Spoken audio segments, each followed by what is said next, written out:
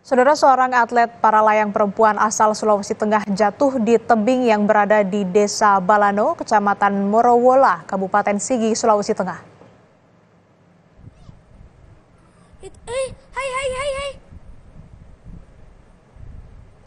Atlet para layang bernama Miranda Purbaya jatuh saat mengikuti Palu Sport Event 2023. Dari video amatir warga, tampak parasut milik atlet tersebut tidak mengembang sempurna. Ia langsung dibawa ke rumah sakit untuk mendapat perawatan. Korban dalam keadaan sadar dan langsung dilakukan penanganan medis. Tidak dapat angin.